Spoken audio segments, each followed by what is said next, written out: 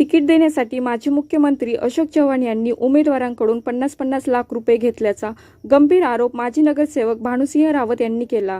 रावत यांच्या आरोपाला खासदार अशोकराव चव्हाण यांनीही उत्तर दिले। मी कोणालाही पैसे मागितले नाही, माझी कारकिर्दी 50 वर्षाची आहे, असे चव्हाण म्हणाले। भानुसिंह रावत 1980 पासून चव्हाण कुटुंबियाशी एकनिष्ठ होते। चव्हाण भाजपात आल्यानंतर रावत यांनी भाजपमध्ये प्रवेश केला होता। प्रभाग क्रमांक 16 मधून त्यांनी भाजपकडून उमेदवारी मागितली होती। उमेदवारी देण्याचा अशोक चव्हाण यांनी शब्दही दिला होता, मात्र शब्द देऊन दुसऱ्या उमेदवारांकडून 50-50 लाख रुपये घेतल्याचा गंभीर आरोप भानुसिंह रावत यांनी केला। भाजपने दिलेल्या एकूण 66 उमेदवारांपैकी केवळ 18 भाजपच्या कार्यकर्त्यांना तिकीट दिल्याचे रावत म्हणाले।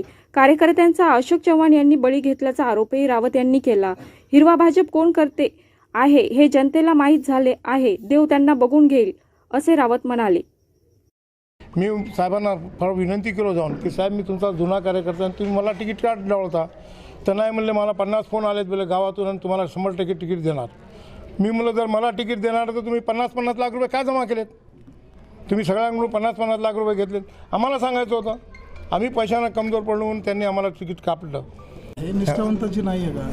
इथली भाजपा काय इथलीच नाही, पूर्ण नांदेड शहरात 80-81 प्रभाग उमेदवार आहेत, त्यापैकी फक्त 19 लोकांना त्यांनी भाजपच्या लोकांना तिकीट दिलं।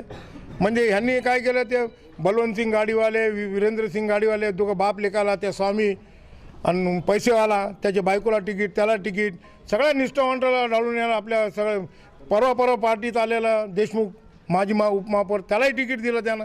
म्हणजे असं कुठं राहते का? कार्यकर्त्याचा बळी घेतला यांनी सगळ्यांचा, परंतु त्यांनी आमचा काही विचारच केला नाही आणि त्यांच्या एका सांगण्यावरून आम्ही प्रवेश केला भाजपमध्ये।